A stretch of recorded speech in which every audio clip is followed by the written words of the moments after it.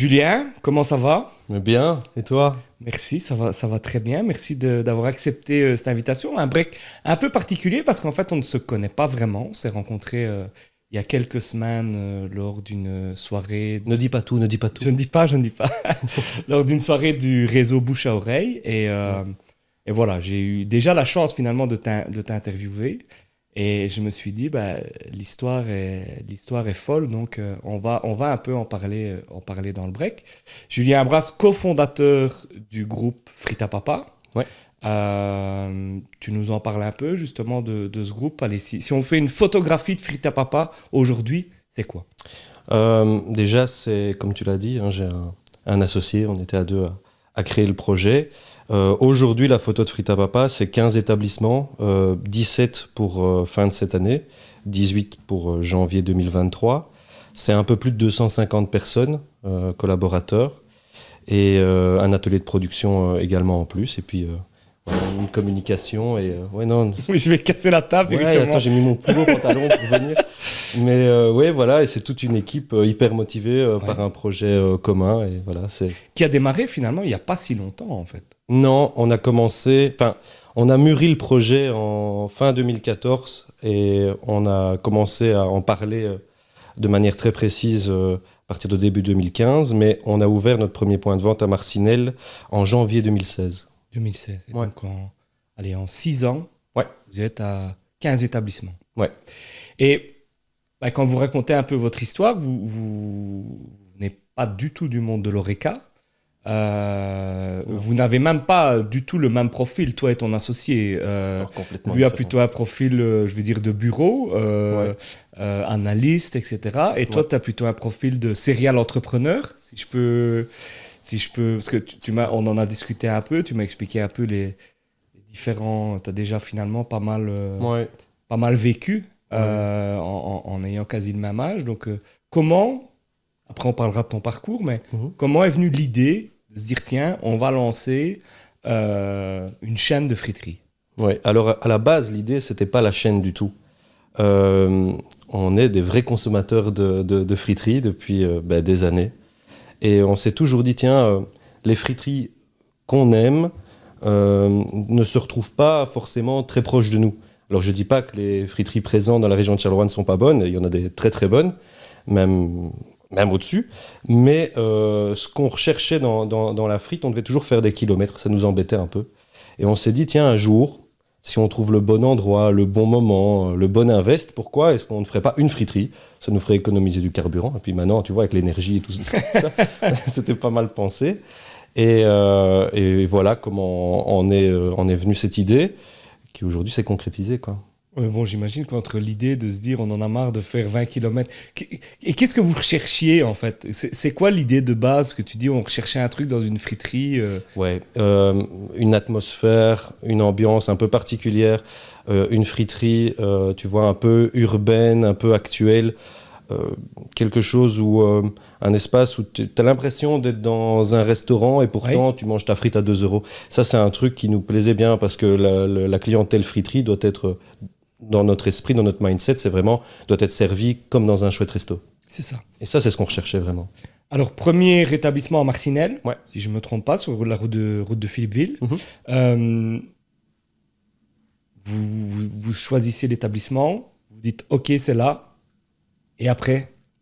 Alors, il faut savoir qu'on avait toujours nos boulots respectifs, à savoir Pierre Artuso, mon associé, lui avait un bureau en courtage crédit assurance. Oui. Et puis moi, je travaillais dans la société familiale où on fume du saumon depuis un paquet d'années.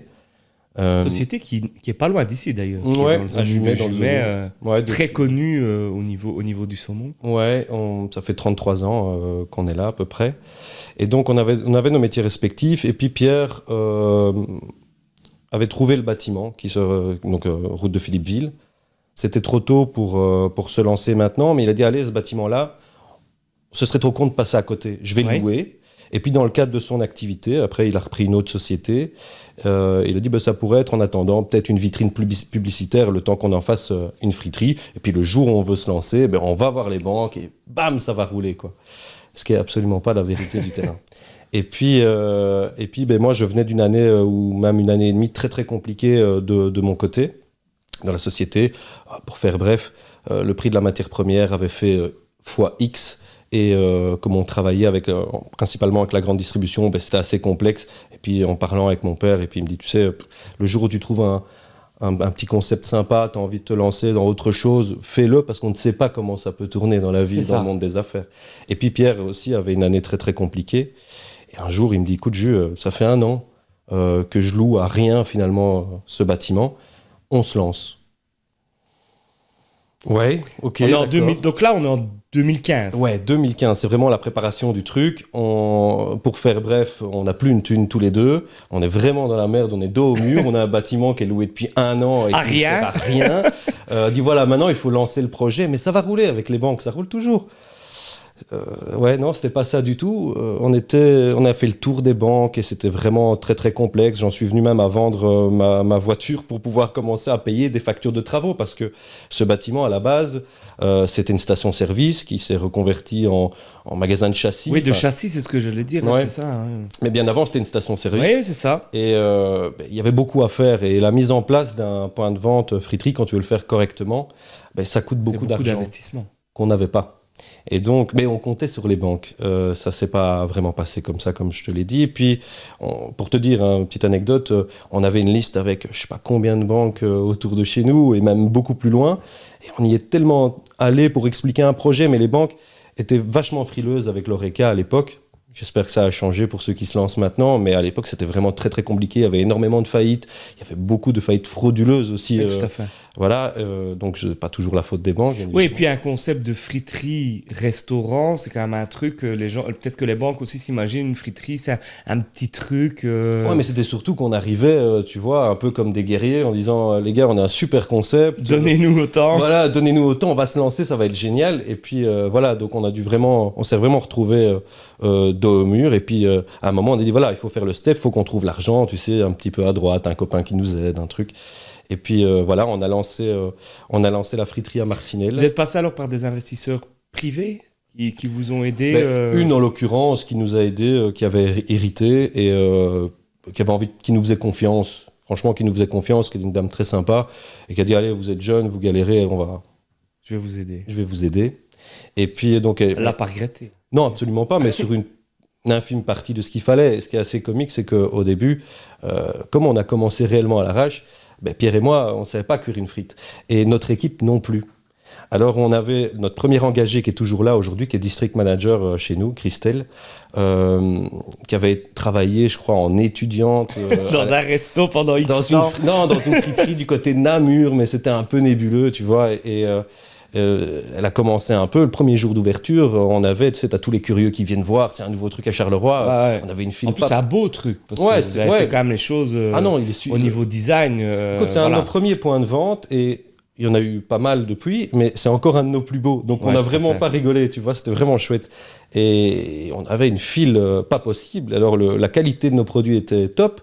Mais le service, on était tellement lent. Donc moi, je t'explique, Pierre, il travaillait, il était beaucoup plus doué que moi pour pour faire les commandes, c'est les mitraillettes, les trucs. Et moi, je parlais. Alors, je parlais avec les clients pour gagner du temps. Ben ouais, obligé. Alors, en tout cas, c'est bien, il fait beau aujourd'hui, mais t'es super bien habillé, tu vois, la chemise est sympa. Et tu vois, j'ai essayé de gagner du temps et on était derrière. Puis finalement, on a trouvé un pote qui avait travaillé dans ce milieu, qui a formé le personnel. Et puis, de fil en aiguille, l'équipe a été formée et ça s'est un peu mieux passé. Mais on s'est retrouvé à un moment, en plus, où il y avait plein de friteries de ce côté-là, où clairement, on était la plus belle, mais on avait la bonne qualité de produit, mais on était au niveau service la moins bonne, clairement. Ouais. Et puis donc voilà, il fallait tout doucement rattraper le crédit qu'on avait perdu dès le départ. Donc, ce qui n'est pas simple en plus, parce que dans des métiers comme ça, tu vas une fois, tu te dis ouais, le service est bof. De base, tu y retournes plus. C'était toujours, le cadre est top, les gens sont sympas, la qualité des produits est super chouette, mais par contre, le service, les gars, là où j'attends 15 minutes ailleurs, j'attends 30 minutes chez vous. Et dans une friterie, t'es t'es moins prêt à attendre que dans un resto. Alors que si tu fais un remember de toutes les fois où t'as été dans les friteries, il y a quand même rarement où t'es servi en 2 minutes, quoi. On est d'accord. Mais bon, parce que maintenant... Mais c'est l'inconscient où tu te dis, je vais vite manger, en fait. Quand tu vas dans une friterie, tu vas vite manger, quoi. Ouais, mais quand tu veux faire les choses correctement et que tu prends des bons produits, ça prend toujours un peu plus de temps. T'as raison. Et c'est pour ça que le système d'avoir un cadre sympa, tu vois, agréable, où les gens peuvent se poser, ça leur permet également de pouvoir patienter sans être trop embêtés. Tu vois, ils sont pas debout derrière, il fait humide, l'autre caresse son chien. Tu vois, chez nous, c'est pas comme ça. Et donc, voilà, on a réussi à combler, puis tout doucement, on s'est amélioré. Mais ça restait quand même une période très compliquée pour nous. Ça a mis vraiment du temps à démarrer. Alors, l'histoire aussi, quand tu l'as expliqué, c'est que finalement, vous êtes, on va dire, dans la difficulté jusqu'au cou pour Marcinelle, et arrive l'idée de l'aéroport. Ouais.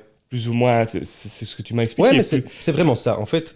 Et comme vous n'êtes pas assez dans la difficulté, vous vous dites, OK, on se lance à l'aéroport. Ouais, c'est un peu une histoire un peu... C'est ce que je te dis, quand vous m'avez expliqué le truc, tu sais, au début, en plus... Bah, moi, j'étais là, j'avais là une liste de questions préparées et tout. Et puis un peu bourré en plus. C'est pas possible. Les gens qui me connaissent savent que j'avais d'alcool. Mais non, mais tu sais, après, je suis rentré, je me suis dit, mais en fait, c'est un truc de dingue, quoi. Les types, ils savent même pas comment ils vont terminer les travaux et ils se disent, aéroport, on y va. Ouais, en fait, l'histoire, si tu veux, on était un peu... on était vraiment dos au mur. Il y avait rien qui fonctionnait. On avait plus souvent des huissiers que des clients dans la friterie, et ça, c'est pas une blague, c'est la vérité. Et là, la friterie est ouverte. Ouais, là, elle est ouverte depuis quelques mois, et honnêtement, ça démarre pas, quoi, ça décolle pas du tout. Et je te dis, on a vraiment des huissiers très souvent. On se dit, mais purée, ce qui rentre, les rentrées de la friterie, paye le personnel, paye plus ou moins les fournisseurs, et on essaye un peu d'allonger avec le peu qui nous reste, et je peux dire qu'il ne restait pas grand-chose. Et puis on se dit, mais c'est pas possible, on peut pas continuer comme ça. À un moment, on va se planter. Et pour gagner du temps et aussi un peu économiser d'argent, on disait au personnel, bah, écoutez, rentrez chez vous à telle heure et nous, on va filtrer les graisses tous les soirs, on va les changer. Alors là où une personne douée met 1 heure pour faire ça, nous, on mettait 3 heures, donc il était facilement 1 heure du mat tous les jours. Et on se retrouvait... Pour pas gagner grand-chose en plus. Pour rien gagner. Nous, rien du tout. Ça, je peux te dire. Pour le moins perdre possible. En fait. Voilà, c'est ça. Et puis, à un moment, je me souviendrai toujours de cette image, parce que c'était assez... sur le coup, maintenant, c'est comique. On est dans notre ancienne réserve, là, on est assis, mais vraiment l'un en face de l'autre. Hein. On parle pas, on se regarde, mais on a tout compris et on sait qu'on est vraiment dépassé. Et puis, vient l'idée de, est-ce qu'on n'arrêterait pas ? Et on remet, l'endroit est top. Ouais. Il y a certainement un gars qui sait faire des frites. Qui sait faire des frites et qui va le faire tourner. Est-ce qu'on le remet, quoi ? Donc, l'idée arrive vraiment sur la table, elle germe et tout. Et on est vraiment dépassé. À 2 doigts. Ah ouais, vraiment à 2 doigts. Et puis un jour, on avait, je ne sais pas si tu connais Virginie Gillot, c'est la cantine à Gosselies. Oui. Elle fabriquait nos salades, on faisait des sandwichs aussi, des wraps, tu vois. On se disait, bah, tiens, pour la personne qui ne mange pas de frites, ça peut être pas mal d'avoir des produits d'accompagnement. Puis finalement, le gars qui vient manger dans une friterie, généralement, il prend des frites. Mais j'allais chercher les sandwichs et les préparations chez elle, et puis je passe sur l'autoroute et je vois un panneau, les commerces de l'aéroport de Charleroi. Je sais pas pourquoi, j'en parle à Pierre, il me dit, mais attends, mais t'es fou, laisse tomber. On est déjà dans la merde, mais tu veux qu'on aille en tôle, c'est pas possible. Il dit, mais ouais, je dis non, écoute, pourquoi pas essayer ? Et puis via, on a la personne de contact, je téléphone, je dis voilà, je m'appelle Julien, j'ai une friterie qui marche pas, et j'aimerais bien avoir un commerce à l'aéroport. Et elle dit, mais ouais, justement, il y a un appel d'offres là, qui est là, vous êtes 2 Carolo, vous êtes jeunes, essayez, on sait jamais, ça peut passer. Peu de chance, hein, mais ça peut passer. Puis je dis, bah, ok, Pierre, on va participer à l'appel d'offres, on a monté un dossier, mais de Finalement, dingue. tu arrives à convaincre Pierre. Ouais, j'arrive à convaincre Pierre. Finalement, après une fois qu'on était lancé dans le même challenge, là, on s'est dit, on voulait pas remettre la friterie, tu vois, à la base, on se disait, mais pour nous, c'est vraiment un échec, et on voulait pas cet échec. Et ça nous faisait trop mal. Déjà, c'était une grosse perte d'argent pour nous, et puis c'était vraiment plus psychologique qu'autre chose. Et on s'est dit, allez, on se lance. C'est votre bébé. Ouais, c'est votre bébé. T'as pas envie d'abandonner ton bébé, quoi. Non, on se dit, allez, on se lance dans le truc. On va essayer. Heureusement, Pierre est hyper fort là-dedans. C'est un analyste vraiment presque de génie, vraiment. Et il dit, allez, le dossier, on va le faire, on va monter les trucs, les projections. Si on le fait, on doit le gagner. Voilà, on va monter les projections. Et en plus, il faut pas trop mentir, parce qu'après, tu dois quand même le défendre, ton dossier, et t'as vite l'air d'un con. Donc, on va faire les choses bien. Et on a lancé ce dossier-là, en espérant, évidemment, maintenant, peut-être les banques vont nous suivre si jamais on gagne, quoi. Parce que là, vous n'aviez toujours pas l'accord des banques. Non, on avait toujours autant de mal financièrement. Et puis, ça prend des mois, tu vois. On doit défendre le dossier, on doit raconter plein d'histoires, on doit dire, voilà, on va s'améliorer. Par chance, le prestataire qui faisait des frites à l'époque, à l'aéroport, avait du mal et ne rentrait pas plus trop dans les critères de l'aéroport. Donc, c'était aussi une chance pour nous. Et ouais, on a dû défendre. Et puis, finalement, au bout de quelques mois, c'est passé. Et là, vous avez toujours qu'un seul établissement. Ouais. Okay. Ouais. Et on a remporté l'appel d'offres. Je sais pas comment, c'est tombé du ciel, franchement. Mais le dossier était bon, était solide, mais c'est vraiment tombé du ciel. Et puis on a dit, voilà, maintenant on a gagné. On a quelques mois pour s'installer, mais on n'a pas d'argent. On n'a toujours pas d'argent. Et on a toujours autant de factures sur le dos. Je me souviens, il y a un prestataire, un gars qui est venu installer des frigos à Marcinelle, qui attendait d'être payé depuis 1 an. On est convoqué au tribunal à Gand parce que c'était une société flamande. Pas d'argent pour prendre un avocat, on a dû aller se défendre nous-mêmes. Bon, fin d'histoire, je peux te dire qu'on a perdu le truc et qu'on a quand même dû payer tout de suite. Et puis, on refait le tour des banques, quoi. On va chez Belfus, on va chez BNP, on va chez tout le monde, pour pas citer de noms, mais les plus connus. Ça marche toujours pas. Et j'avais travaillé à l'époque avec une société de crowdfunding du côté de Bruxelles. C'était passé pour un crédit d'investissement. Je lui dis, bah, écoute Pierre, il est tout en bas de la liste, mais on peut peut-être essayer. Qu'on y va un peu, tu vois, la mort dans l'âme. Ouais, ça n'ira pas, mais on va quand même. Dans les bureaux, on dit, de toute façon, on va se prendre des pénalités de l'aéroport. Là, on est plus que cuit. Je pense que même la rue, ce sera trop cher pour nous, tu vois. On se dit, laisse tomber. Et puis, on arrive chez eux, on leur explique le projet. On dit, voilà, on est Carolo, et puis... on a une friterie, on essaye de la faire fonctionner. Et puis là, on a gagné à l'aéroport, c'est une belle vitrine. Est-ce que vous pouvez nous aider ? Bon, écoutez, on va introduire le dossier, on verra. Et je me souviens, on part, on va à la mer du Nord, mais vraiment pour dire de se changer les idées, parce qu'à cette époque, je commençais mes journées à 5h30 du matin à l'entreprise familiale, je terminais à 1h du matin. Parce que là, t'as toujours ton boulot. Ah ouais, ouais, vous avez tous les deux. Ah ouais, mais on n'a pas le choix, il faut quand même qu'on paye les factures à la maison, sinon même là-bas, on n'a plus d'électricité, quoi. Et puis... on part et on est là, et puis le gars du crowdfunding envoie un message à Pierre en disant « Ça y est, c'est parti, c'est sur le serveur. Espérons que les gens soient réceptifs et que ça fonctionne. » Et il me dit « De toute façon, ça ne fonctionnera pas. Ça ne marchera pas. Ouais, » 5 minutes après, ah ouais, mais non, mais là, on se disait « Bon, c'était vraiment, tu vois, le jet de la dernière chance, quoi. » Et on se dit « Tiens, on verra. » 5 minutes après, on reçoit un message « Les gars, tout est bouclé, l'argent est réuni, bon, avec un intérêt hyper élevé. Oui, oui, bien sûr, bien sûr. Mais ça nous a sauvés, ça nous a permis de s'installer à l'aéroport, quoi. Et c'est ça le déclic de Frites à Papa ? Mais ouais, attends, parce que le premier jour d'ouverture, on est là, mais toute la journée, quoi, de l'ouverture jusqu'à la fermeture, on n'a pas bougé, on est assis devant la friterie, il y avait une espèce de borne en béton, là, d'ailleurs, je crois qu'il y a encore la trace de nos fesses dedans, et on est là, et on regarde, et on n'avait jamais vu autant de monde, quoi, autre que des huissiers, pour le coup. Et... ça va marcher. Et la caisse qu'on a faite là, c'était la caisse, honnêtement. De 2 semaines de travail. Énorme. Et on dit, allez, maintenant, là, ça va nous sortir la tête de l'eau. Et c'est ce qui s'est passé, ouais. Et après, donc aéroport, ça fonctionne. Ouais. Quand est-ce que vous enclenchez ? Parce qu'au final, donc quoi ? Ça prend, vous lancez en 2016, ça c'est une année, on va dire c'est... Ouais, plus ou moins, début 2010. Donc on a lancé, ouais, c'est courant 2017 l'aéroport. C'est ça. C'est courant 2017. Et là, vous en avez 2, et donc en fait, en réalité, t'en ouvres 13... En 5 ans, quoi. Ouais.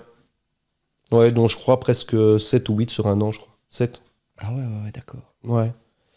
Ouais, c'était... Et c'est quand vous réussissez l'aéroport que vous vous dites, on va faire une chaîne ? Non. C'est quand on a réussi à l'aéroport qu'on s'est dit, on va peut-être sauver les meubles. Ouais. Et puis après, l'aéroport nous a donné une vitrine intéressante. Et donc, plein de gens sont venus nous trouver en disant « Tiens, vous avez une friterie à Marcinelle, une friterie à l'aéroport de Charleroi. Bon, j'ai la mienne aussi, je vais la remettre. » Et puis, on a commencé à étudier des dossiers comme ça. Donc, vous reprenez des friteries, en fait. C'est ça le... On s'adapte, tu vois, on travaille un peu à l'opportunité. Ouais. Mais généralement, pour nous, c'est plus facile de reprendre une friterie existante et de la fermer 2-3 jours, de tout mettre en frite à papa, puis d'ouvrir, et la clientèle est déjà là. Mais on a déjà reparti à zéro sur d'autres projets, hein. À Waterloo, par exemple, on est reparti. La surface commerciale, c'était un vendeur de tondeuses. Donc, ça change. Ça n'a pas la même odeur. Mais ouais.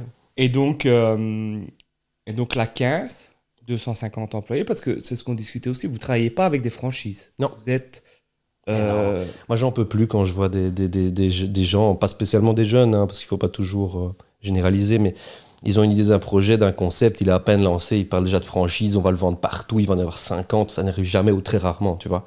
Donc nous, on s'est dit avant de pouvoir... T'en as quand même fait 15 en 6 ans, c'est pas 50. Mais pas en franchise. Mais pas en franchise, c'est vrai. Et sans gestion propre. Et on a dit, d'abord, avant de pouvoir proposer quelque chose, il faut avoir un concept avantageux pour la personne qui va le développer aussi, tu vois.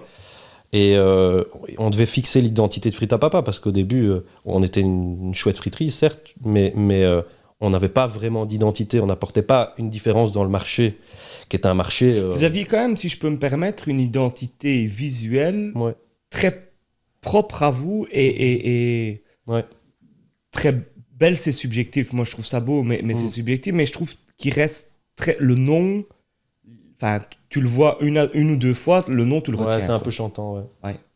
Donc ça, vous avez quand même une identité propre, forte. Ouais, d'accord, mais je veux dire, la personne qui arrivait dans notre point de vente, à la base, il retrouvait la même chose que dans les autres. Sauf qu'on prenait, honnêtement, et ça, on l'a toujours fait, un choix qualitatif des produits de snacking, qui était ton produit de base, finalement, en plus des frites. Donc, on essayait vraiment de sélectionner les meilleurs producteurs, quitte à faire moins de marge. Tu vois, toujours, on est dans le système, on ne voulait pas gagner d'argent, on voulait faire un challenge.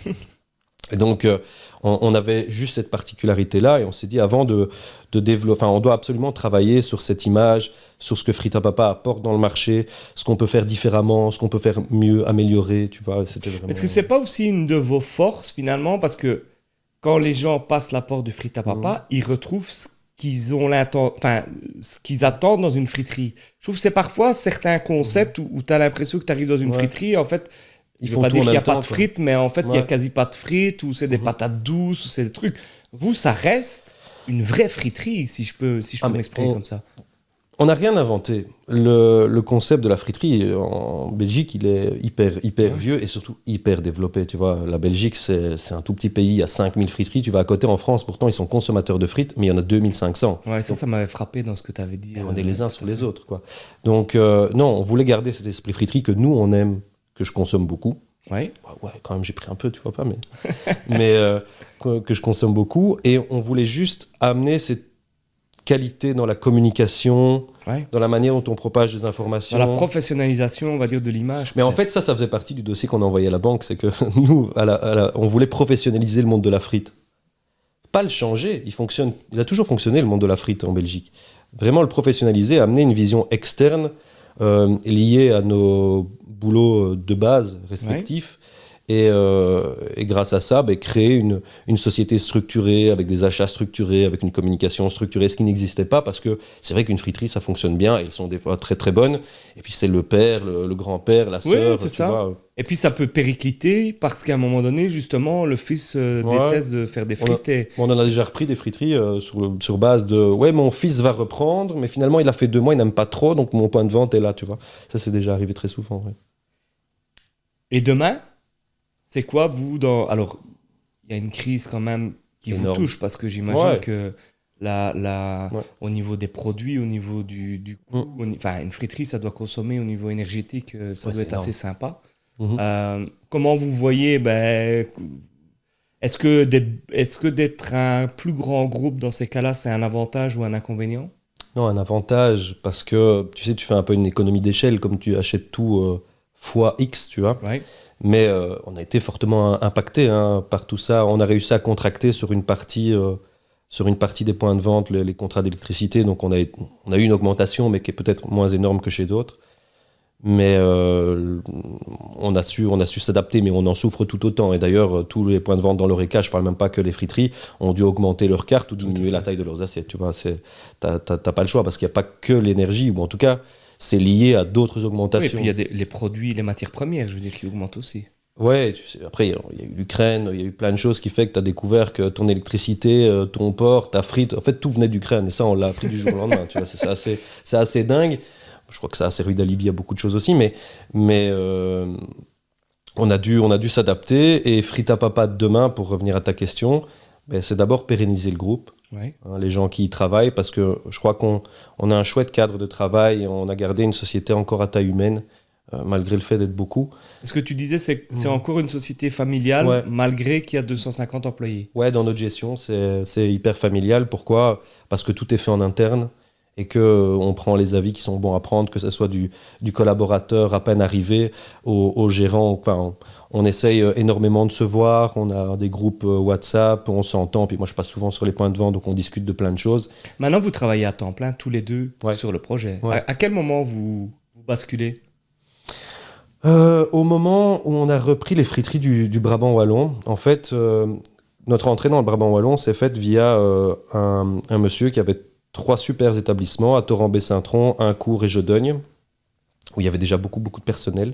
Un encadrement tip-top, déjà un bureau efficace pour lui. Mais le monsieur ne vivait pas toute l'année en Belgique, donc il avait mis quelqu'un en gestion pour ses points de vente. Et là, on s'est dit, on passe d'une vingtaine de personnes à 60, 70. Là, c'est plus possible, quoi. Surtout que nous, on faisait les prestations nous-mêmes, tu vois, les fiches de paye, les trucs. On faisait tout nous-mêmes, Pierre et moi. Et donc, à un moment, on s'est dit, là, on doit passer de l'autre côté. On doit switcher. Et vous avez switché en même temps? Ouais, Pierre, peut-être 2-3 mois avant. Ouais, mais je veux dire, vous êtes dit tous les deux, on y va, quoi. On s'est dit, voilà, maintenant, on peut se payer, pas grand-chose, mais on peut subvenir à nos besoins. Et puis, maintenant, on est à fond dedans à 100%. Ouais. On a discuté aussi, quand on s'est vu, c'est de l'association. Ouais. Parce que vous avez vécu des choses hyper compliquées. Ouais. C'est la meilleure manière de se disputer et de ne plus se parler. Ouais. Je veux dire, même dans un couple, quand on vit des choses hyper compliquées, et finalement, tu devais le voir même plus souvent que ta famille ou des choses comme ça. Et vous dites, on ne s'est jamais engueulé. Non, c'est jamais... Si, des fois, on a des divergences d'opinion, Ouais, tu vois, mais des fois, ça monte un peu, mais nous, c'est dans nos gènes, on est comme ça, on aime bien ça, on est un peu sanguins tous les deux. Mais c'est jamais... on s'est jamais vraiment disputé, honnêtement. Il est... En fait, on se combine bien, je sais pas comment on peut dire, mais... vous êtes pas du tout pareil. Moi, je vous ai rencontré, Ouais. vous n'êtes pas, non. pas du tout pareil. Lui est plutôt taiseux, enfin, plutôt, tu vois bien directement. Toi, Je suis beaucoup plus t'animes la exubérant, table. Enfin, on était à table. On est plutôt... très vite, on a discuté à deux. Et de temps en Toi, temps... parce que t'es comme ça aussi. Ouais, moi, voilà, facile... que lui, on voit bien plutôt timide. Donc, Ouais. vous êtes vraiment un duo complémentaire. 2 profils complètement opposés. Pierre, super studieux. Moi, pas du tout. Lui, parcours exemplaire. Moi, parcours sinueux en mode marche arrière. Et puis finalement, on avait quand même si on n'a pas toujours la même vision des choses, on a en tout cas le même but. Oui. Et, Vous avez la même vision à long terme, en fait. Et on a compris très rapidement que des divergences d'opinion peuvent en fait amener du contenu à une réflexion. Tout à fait. Et il est assez intelligent que pour le comprendre et l'envisager. Et moi, pas assez bête que pour être fermé, tu vois. Et donc, ça a toujours bien matché. Ouais. On a la même vision et on s'entend super bien. On était potes avant. Et puis, ça continue, c'est de la famille, quoi. Alors, on va plus parler de toi maintenant. Je trouve aussi que dans ton parcours, il y a quelque chose d'assez inspirant et c'est que finalement... Tu l'as dit, aux études, tu as pas mal bourlingué, on va dire. Ouais. Puis le boulot, tu as aussi pas mal bourlingué. Pas nécessairement... tes études, tu les as réussies. Tes boulots, tu as toujours eu du boulot. Mais je veux dire, à un moment donné, tu as eu des années compliquées, même au début du projet. Et finalement, en quelques années, le truc fonctionne... c'est comme ça que tu l'as vécu en disant, je sais pas, tu as cherché ton chemin, tu savais pas trop... Mais tu parles du parcours scolaire, là? Un peu des deux, parce que ton parcours scolaire, tu m'as un peu expliqué, c'est dire que tu as fait plein d'écoles, tu as réussi, mais tu as fait plein d'écoles pour y arriver. Et finalement, ton parcours d'entrepreneur, c'est un peu la même manière, c'est que tu as fait plein de boulot. Heureusement, j'ai eu moins d'échecs dans mon parcours entrepreneur qu'à l'école.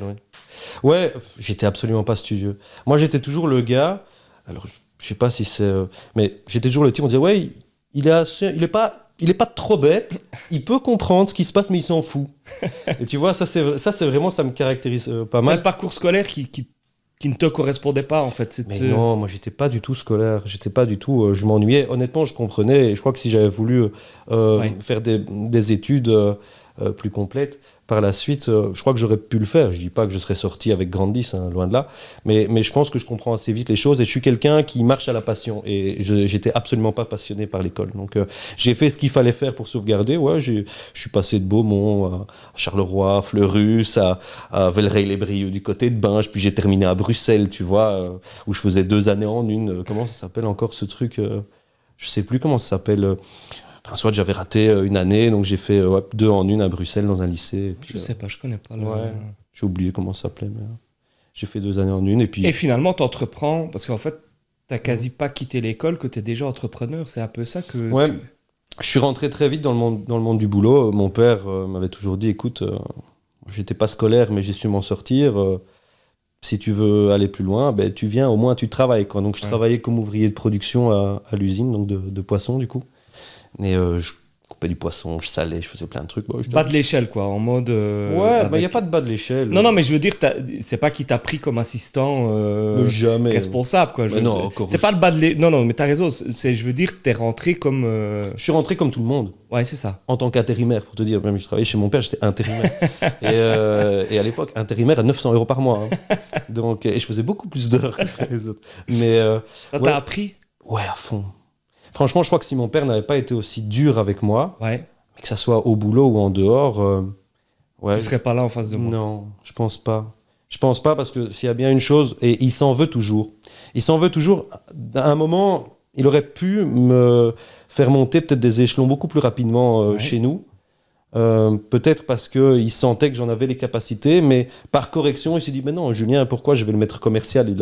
Il a pas fait l'UNIF. Pourquoi je vais le mettre à telle place? Il n'a pas fait non plus. Donc, il fallait toujours que je prouve x10 pour arriver à quelque chose. Et il s'en est toujours voulu. Et pourtant, aujourd'hui, ça m'a servi, quoi. C'est finalement une belle histoire de se dire que... Ouais, non, j'ai bourlingué un peu à l'école. J'aimais bien bouger. Je bougeais en fonction des petites copines que j'avais à l'époque. Si elle était là-bas, je dis, l'école a l'air sympa, tu vois. Ça me faisait gagner... tu faisais des choix en fonction de... Ça me faisait gagner des tickets de bus, tu vois. C'était plus simple. Non, je faisais pas des choix pour ça. Je suis parti à Velleray-les-Brieux parce que c'était le centre de formation de l'équipe de foot de Mons à l'époque. Ils jouaient au football et puis voilà. Et puis les autres écoles où il y avait de la place, quoi. Ah, t'as joué au football à un haut niveau non, en jeune? En jeune, oui. À Mons quand même, c'était... Ouais, en jeune, un peu. Bon, mon parcours s'est arrêté à 23 ans, donc je ne veux pas dire que... Mais ouais, j'aimais beaucoup. Mais je viens d'une famille de footballeurs. Hein. Mon père a joué très longtemps, puis il était le gardien de l'Olympique de Marchienne. Enfin, à l'époque, c'était Marchienne, il n'y a pas l'Olympique. C'était un passionné de football, et donc j'étais un peu... Puis il était entraîneur dans la région de Charleroi. Donc j'ai été un peu aussi bourlingué au niveau du foot. Ah, ton papa, c'est le Habras entraîneur. Ah, mais je vois que... Ah oui, d'accord, ok. Je n'avais pas fait le... Non, on a le même nom, hein, pourtant. Ben oui, d'accord, mais bon, je n'avais pas fait. Ouais. Et justement, par rapport à cette société familiale, est-ce qu'à un moment donné, tu t'y vois y retourner ou pas du tout ou est-ce que tu sais pas, que tu verras Tu sais, Frita Papa, aujourd'hui, prend beaucoup de temps. Oui. Et notre société familiale, elle en demande aussi beaucoup. Il faut être présent, il faut être sur place. Et aujourd'hui, je ne peux pas être présent.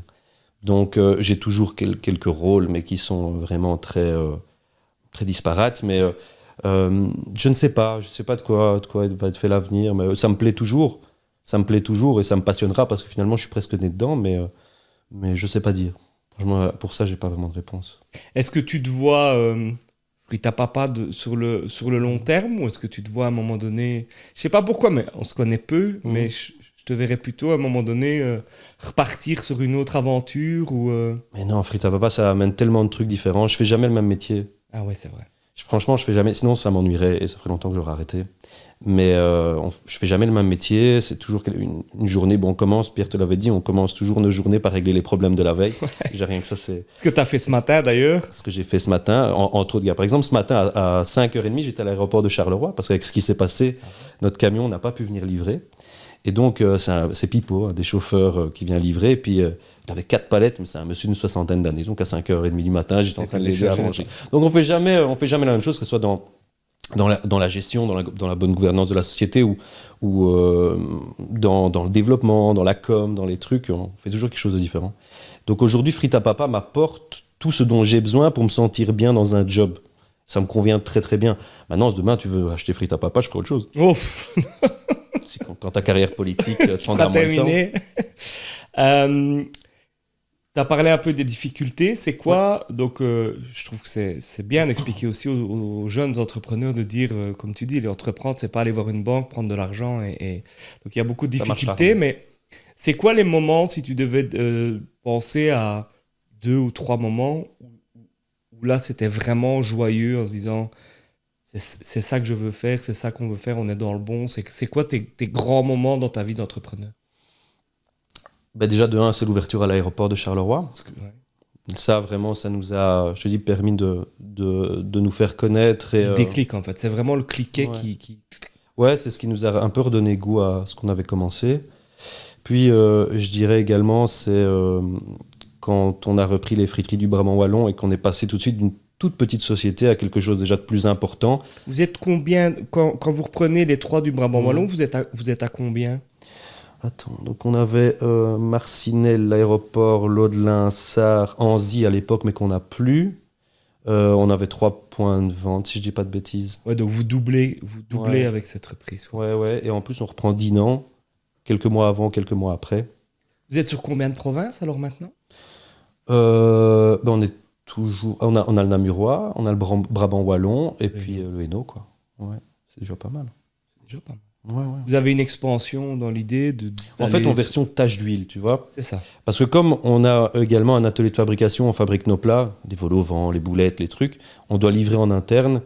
Et c'est l'erreur qu'on avait faite, tu vois, on apprend toujours de son parcours. On avait nos points de vente à Charleroi, puis on en a repris un à la frontière française à Anzy, qui était hyper loin. On s'est rendu compte que, laisse tomber, c'était Très trop de route. content de...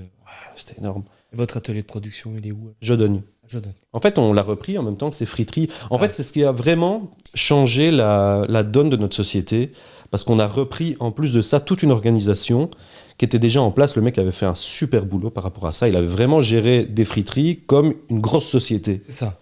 Avec des développements en interne sur la manière que le personnel doit se badger, doit vérifier les stocks. Il y avait vraiment toute une réflexion par rapport à ça qu'on a intégré aux autres par la suite et puis qu'on a continué à développer. Ouais. Et puis, je dirais le troisième moment, c'est un moment qui à la base n'était pas facile. Donc fermeture, enfin Covid arrive, Oui. Covid débarque, on ferme un peu plus de 3 semaines tous les établissements. Et puis là, on se retrouve à l'ancienne, on va peindre nous-mêmes, on va rafraîchir nos bâtiments et tout. Et puis, on s'est dit, tiens, il faut qu'on apporte une solution. Et la solution, c'est que les gens se croisent le moins possible dans les points de vente et stagnent en même temps. Est-ce qu'on ne lancerait pas une appli avec un webshop via Internet, si tu veux, sur tous les smartphones, un truc gratuit où les gens peuvent commander, payer et choisir un horaire de passage pour reprendre leur commande. Donc, on a travaillé à fond là-dessus. Et à la deuxième vague, on était prêts. Et ça a pris tout de suite. Et maintenant, ça fait part intégrante du chiffre d'affaires, plus de 30%, je crois. Et les gens ont continué à garder cette habitude. Ouais. L'application, on continue à la développer, on continue à rajouter des produits, à faire des promos, à la faire vivre. Et aujourd'hui, je te dis, ça représente plus de 30% du chiffre, ce qui est quand même énorme dans une appli pour une boîte. Et quand on a vu que ça fonctionnait, que finalement, cette deuxième vague nous a beaucoup moins impacté que la première, on s'est dit, on n'a peut-être pas fait le mauvais choix. Et ça, c'était aussi un moment sympa de notre carrière, quoi. C'est de voir que finalement une prise de décision n'est pas toujours mauvaise, parce qu'on en fait tous les jours des mauvaises, mais de temps en temps on en fait des bonnes, et elles ont un bon impact. C'est des prises de décision, t'en as 10 à prendre sur ta journée, quoi. Ouais, beaucoup. Franchement beaucoup, des fois des faciles, des fois des difficiles, quand tu dois te séparer de personnel, c'est pas des choses qu'on aime faire, pourtant on doit le faire. Des fois tu vois des sacrés Pokémon qui travaillent dans des friteries, tu te dis, ouais, on va peut-être s'en séparer. Puis à l'époque, je connaissais tout le monde. Puis aujourd'hui, maintenant, j'arrive dans certains points de vente, tu vois, je suis un peu le mystery shopper, quoi. C'est comique. Tu manges toujours des frites? Ah ouais, toujours autant. Toutes les semaines. Je te dis, ça se voit. Mais je crois que je suis un peu comme toi. Je pense que si c'était pas mauvais pour la santé, je pourrais en manger tous les jours, je pense. Tellement je suis... Si t'as une bonne santé, c'est pas mauvais. Ouais, bon. Tous les jours, c'est... Ça doit être un plaisir occasionnel. C'est ça. En famille. Alors, on arrive au moment de l'interview où on va échanger les rôles. Alors, tu m'as dit en arrivant, mais moi, donc, je préviens toujours l'invité. Mais moi, tu m'as dit, j'ai plusieurs questions. Donc, je te laisse... C'est à toi maintenant de, je réfléchis. Est-ce que je commence par une question facile ou pas une question facile? Je ne sais pas. Première question. Allez, on va commencer par une dure dès le départ. Bien connue en politique à Charleroi, dans le parti certainement le plus connu sur Charleroi. Ouais. Si demain, pour une raison X ou Y, mais tu peux pas avoir de joker, tu dois changer de parti. Ah, ça, c'est une lettre. Tout de suite, tu m'as... Mais non, je t'ai dit, on commence par le plus mauvais, puis la bonne après. Alors, je vais répondre, mais je vais expliquer ma réponse. Je pense que je suis de l'aile la plus à droite du PS, même si je ne me considère pas du tout comme à droite, mais je veux dire, Je suis plutôt du coup au centre du PS. Donc il est clair que le PTB est pour moi les extrêmes, quoi. Quelque chose que je ne peux pas envisager. Parce que je pense qu'ils ont de bonnes idées, mais moi je suis quelqu'un de cartésien, je suis un gars de chiffres. J'ai fait une licence en gestion, donc quand tu me dis on va augmenter ça, je veux que tu m'expliques comment. Et le comment, c'est un reproche que je fais au PTB, c'est que le comment, il est quand même relativement difficile à trouver. J'aurais répondu, en fait, si tu m'avais répondu ça il y a 3 ans, j'aurais répondu le MR. Je pense, enfin, j'aurais répondu le MR. Je suis un peu embêté par ce côté parfois très à droite qu'aujourd'hui a l'EMR et surtout ce côté très provocateur que peut avoir Georges-Louis Boucher. Je pense qu'il est bien plus malin que moi et donc je pense qu'il a certainement une stratégie derrière, mais moi je m'y retrouve moins. Écolo, je suis d'accord sur beaucoup de choses, mais sur les moyens, c'est un peu parfois où je me dis ouais, ok, mais aller à vélo, même si quelque part, en fait, je pense qu'ils ont raison. Sur les solutions, ils ont raison. Si on allait tous à vélo, on polluerait moins. C'est un truc. Mais moi, je suis pas prêt aujourd'hui à aller à vélo. Et le CDH, il reste à côté. Alors tu vas me dire, tu es en train de dire non à tout. Le CDH a quand même un côté chrétien qui ne sont pas dans mes valeurs, qui a un côté centriste qui est peut-être un peu plus dans mes valeurs, mais un côté chrétien. Donc, j'aurais envie d'avoir un parti plutôt du centre qui n'est pas... Tu peux pas me créer un parti. Je vais pas le faire. Même si je pense qu'il y aurait la place pour à un moment donné avoir un parti avec les gens qui sont à la gauche du MR et peut-être à la droite du PS. On lance un message. Non, je ne lance pas de message. Non, parce qu'au fond, en fait, ce que je pense vraiment, c'est que je suis foncièrement PS. Parce que, alors, j'ai parfois des problèmes avec certains du PS parce qu'on me dit, ouais, mais on m'a déjà dit, tu pousses les jeunes à entreprendre, donc tu n'es pas vraiment PS. Et moi, je dis toujours... Si demain même je suis plus sur une liste ou je suis plus dans un parti, j'essaierai de gagner un maximum d'argent parce que j'aime bien l'argent, j'aime bien avoir de l'argent et j'ai pas honte de dire que j'aime bien avoir une belle maison et tout, mais ça ne me dérange pas de partager. Je paye mes impôts sans aucune... Je ne suis pas de ces gens qui disent « Oh, j'ai du rente. » Si tu as dû donner 15 000 balles à la fin de ton année aux impôts, c'est que tu les as gagnés. Et donc je ne suis pas... On peut discuter, les gens sont trop taxés, mais moi, je ne m'estime pas trop taxé. Je gagne bien ma vie en tant qu'échevin et voilà. Donc, si j'étais obligé, où on me dit tu coupes ta main, machin, je pense que j'irais au MR. Mais je pense que je me battrais contre ce côté très à droite du MR qui me dérange à certains moments. Tu trouves que c'est beaucoup plus à droite, mais au niveau de fédéral ou au niveau de Charleroi ?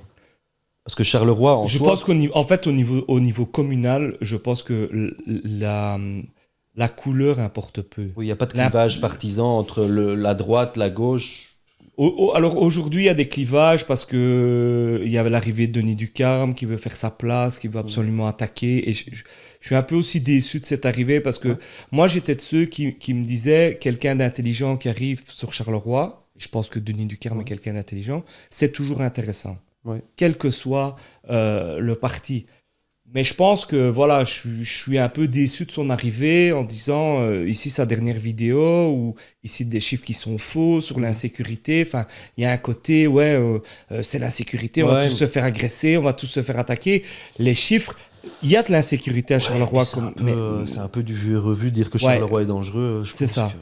Et donc voilà, comme je peux avoir avec Germain Muguet-Magango, avec qui je m'entends bien humainement, mais à parfois j'ai envie de dire, putain Germain, t'abuses quoi, tu peux pas croire toi-même à ce que tu dis. Et ça c'est quelque chose, ben voilà, moi au PS, j'ai pas encore été dans cette situation à me dire, je dois dire un truc auquel je crois pas. Et je pense que je le ferai pas, le jour où je devrais faire ça, je serai parti, j'irai aller, ciao, c'est bon. Donc voilà, mais cette question, je n'ai pas de joker, donc je dois y répondre, mais foncièrement, je pense que je suis dans le bon parti. Parce que, alors, il y a des choses avec lesquelles je ne suis pas en accord, mais c'est aussi, je pense qu'il n'y a personne qui est dans un parti qui peut dire je suis à 200% d'accord avec tout le programme. Il y a des trucs sur lesquels moi, je ne m'y retrouve pas. Je pense qu'on doit aussi plus pousser les gens à entreprendre en disant, les gars, allez, on y va, quoi. À Charleroi, il y a des choses à faire et ça pousse pas les gens à... Parce qu'on m'a dit ça, on m'a dit, ouais, tu pousses les jeunes à entreprendre et quand ils seront entrepreneurs, ils voteront MR. C'est une phrase qui m'a, qui m'a déstabilisé. Bah, alors on me l'a dit. Je crois qu'on dit, ouais, t'es pas... Tu vois, c'est un peu le genre de truc, t'es patron, t'es de droite. T'es patron, t'es de droite, c'est ça? Mais c'est un peu, t'aimes l'argent, t'es de droite. Ouais, mais toi, t'es un peu la gauche caviar, quoi, en fait. Non, c'est pas la gauche caviar, parce que moi, quand je vois gauche caviar, je me dis, c'est la gauche qui profite, tu vois? Moi, je profite pas, j'ai mon salaire, je le prends comme je pense tout le monde, quand on te donne un salaire, c'est un salaire qui est décidé, je sais exactement combien je vais gagner quand je me suis lancé. Je pense que le jour où la politique, ça sera... Je dis toujours, je ne me vois pas pensionné politicien. Ouais. Donc, à un moment donné, je vais arrêter, je vais faire autre chose. Je pense que je vais certainement me diriger dans le privé et j'essaierai de... Chez Frita Papa. Peut-être, pourquoi pas. Non, mais tu vois, et j'essaierai de diriger une boîte du mieux que je peux. Mm-hmm. Et je suis convaincu que je voterai encore PS. Et que je serai...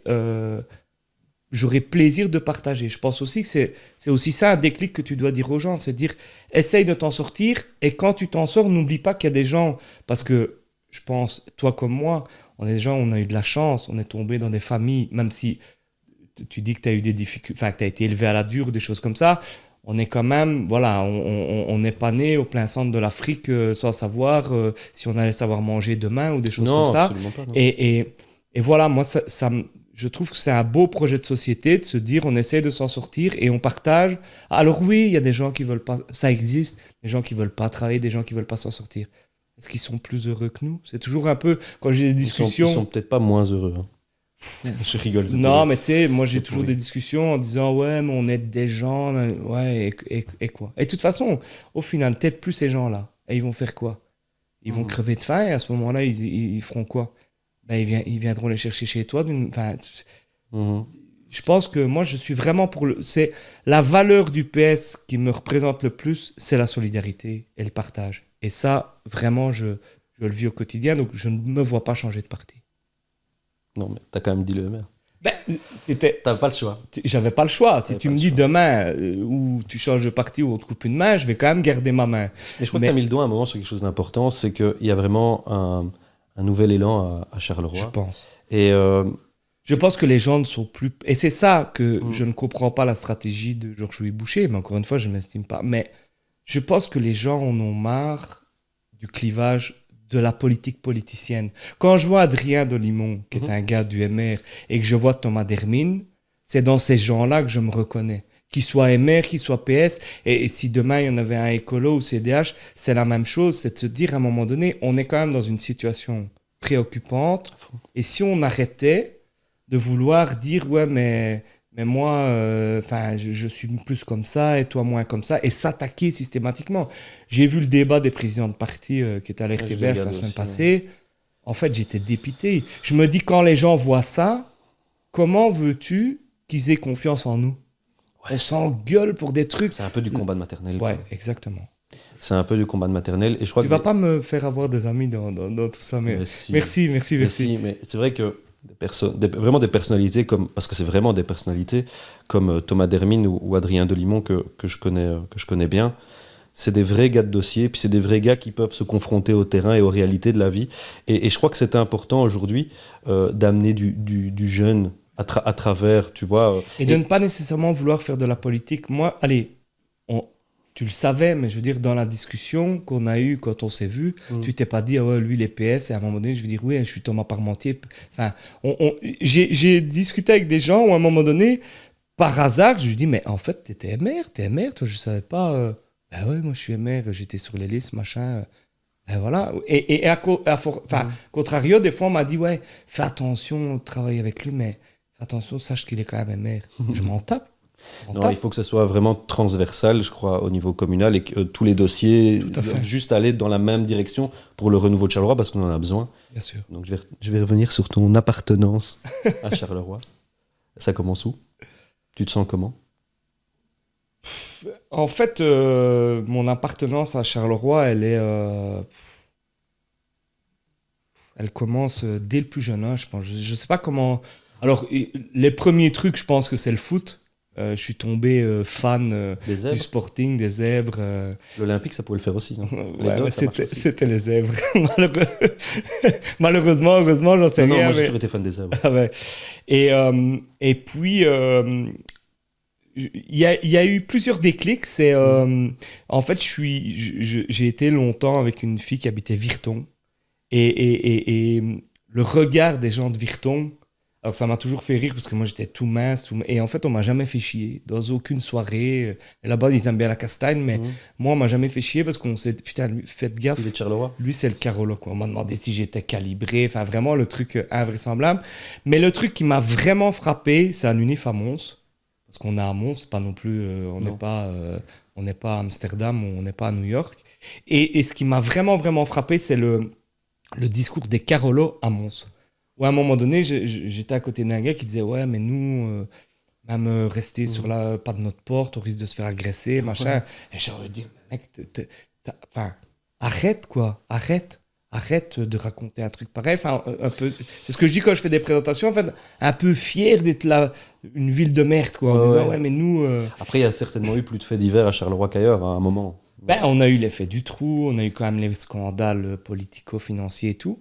Et ce qui a achevé, je vais dire, c'est quand on est élu ville la plus laide du monde par un journal anglais. Non, c'est anglais ou néerlandais. Ville la plus moche d'Europe, la plus dépressive d'Europe. Et là, c'est là en fait qu'on décide de lancer Full TV. Et avec Valerio, on se dit, on va montrer qu'il y a plein de choses positives qui se passent à Charleroi. Et il y a un lien, quand tu expliquais, c'est qu'en fait, on lance Full TV. On n'a pas fait d'études en com. On n'a jamais touché de caméra de notre vie. On n'a jamais fait de com. Et on se dit, on va faire une télé sur le web et on va montrer. Et au départ, ceux qui essayent de nous convaincre de ne pas le faire, c'est les Carolos eux-mêmes. En disant, vous allez faire du positif à Charleroi. Mais il n'y a pas de positif à Charleroi. Et aujourd'hui, voilà, on a un peu pris de... On s'est un peu écarté de tout ça, mais il y a entre 7 et 8 000 vidéos qui ont été faites sur du positif à Charleroi. Donc voilà, Mais il y a des choses à voir. Ouais, à fond. Tu as reçu Nicolas la dernière fois. Lui, c'est aussi vraiment l'exemple type qui a vraiment des choses à voir. Ouais, à fond. Sur Charleroi. Maintenant, tu vois, je te dirais toujours, moi je me souviens quand j'étais petit, j'avais un copain, sa maman travaillait au boulevard Thiroux, et donc elle nous lâchait la journée en pleine ville, mais du matin jusqu'au soir. J'ai connu aussi, toi aussi, la rue de la Montagne, il y avait plein d'activités, t'allais au cinéma au Marignan, ça bougeait super bien. C'est vrai qu'à un moment, t'as vu ça complètement chuter. Et puis le Carolo, de base, je crois qu'il aime bien se plaindre de Charleroi.